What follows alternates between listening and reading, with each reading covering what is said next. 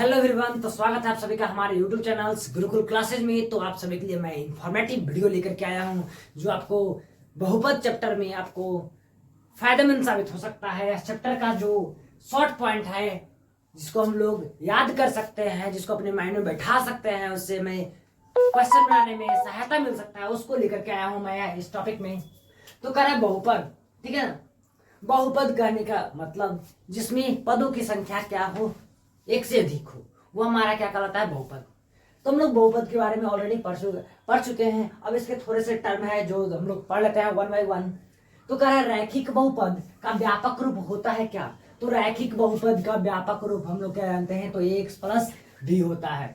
यानी इसका standard form क्या होता है, तो एक्स प्लस बी होता है। कहने का अर्थात इसमें रैखिक बहुपद में घातों की संख्या कितनी होगी, तो एक होगा। या इसी को हम लोग एक घातीय बहुपद भी कहते हैं। रैखिक बहुपद को ही हम लोग क्या कहते हैं, एक घातीय बहुपद कहते हैं। रैखिक या एक घातीय दोनों इक्वल है, या एक घात वाला बहुपद कहते हैं। और एक घात वाला कहने का अर्थात इसका घात की संख्या कितनी होगी, तो घात की संख्या इसमें होगी केवल और केवल 1 होगा, ठीक है। नेक्स्ट पॉइंट आता है आपका क्या, द्विघात बहुपद का व्यापक रूप क्या होता है। तो हम लोग कहेंगे द्विघात बहुपद का व्यापक रूप X square plus B X plus C होता है। क्या होता है, X square plus B X plus C होता है, जिसमें घातों की संख्या कितनी होती है, तो घातों की संख्या क्या होती है, 2 होती है। घातों की संख्या कितनी होती है, 2 होती है। या दो घात वाले बहुपद को भी हम लोग क्या कहते हैं, तो द्विघात बहुपद कहते हैं।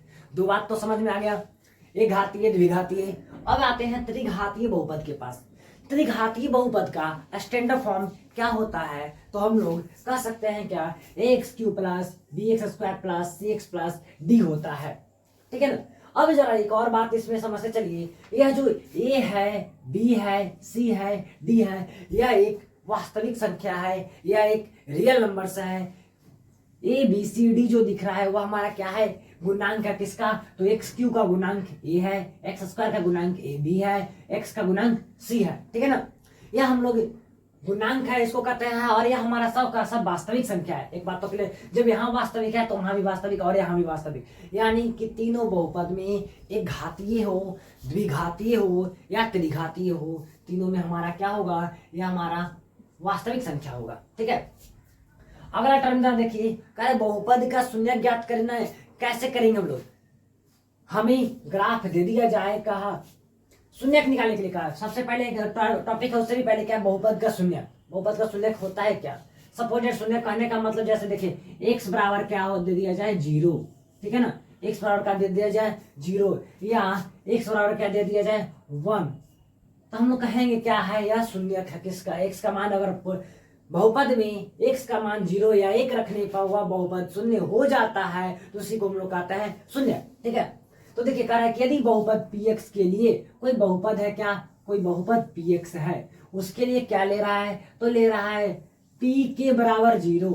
यानी कोई बहुपद px है और p के बराबर क्या ले रहा है, 0 ले रहा है, तो k को बहुपद px का शून्य कहेंगे। यानी यह जो k है ना, इसके रखने पे यह 0 हो जा रहा है, इसके रखने पे या p1 रखने पे क्या हो जा रहा है, 0 हो जा रहा है, तो हम लोग क्या कहेंगे, px का शून्य कहा जाता है। किसको, तब pk को हम लोग इस k को और 1 को क्या कहेंगे, तो शून्य कहेंगे। किसका शून्य कहेंगे, तो px का शून्य कहेंगे। बात क्लियर है।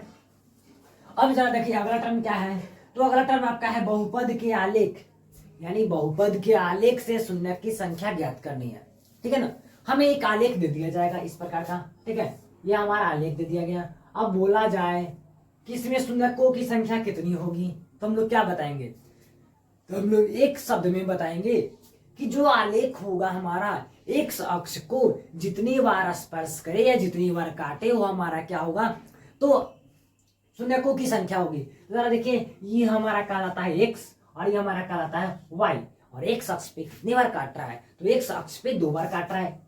काटे या स्पर्श करे दोनों का मतलब एक ही होता है बाबू, काटे या स्पर्श करे तो 2 जगह काट रहा है, तो इसका ग्राफ क्या हो जाएगा, तो 2 हो जाएगा। यानी कि सॉरी इसका जो शून्य की संख्या हो जाएगा वह 2 हो जाएगा। अगर यही कहता हम इधर भी काट रहे हैं, ऐसे काट रहे हैं, ऐसे काट रहे हैं, कितने जगह काट रहा है, 1 2 3, यानी इसका ग्राफ की संख्या शून्य की संख्या क्या हो जाता, 3 हो जाता। तो हम लोग कह सकते हैं क्या, बहुपद के आलेख से शून्य की संख्या ज्ञात करना बहुत ही इजी है, ठीक है। एक बात तो समझ में आया। तो कैसे इजी है, तो हम लोग सिर्फ क्या है, जितने बिंदु पर स्पर्श करे आलेख वो उसे हमें क्या कर लेना है, तो काउंट कर लेना है। तो कह रहा शून्यकों की संख्या बराबर एक अक्ष आलेख को जितनी बिंदु पर काटे या स्पर्श करे वो हमारा क्या कहलाता है, शून्य कहलाता है। तो बताइए ये हमारा इंफॉर्मेटिव वीडियो कैसा लगा। अगर अच्छा लगा हो तो लाइक शेयर कमेंट जरूर कीजिएगा तथा हमारे चैनल को सब्सक्राइब करना ना भूलें।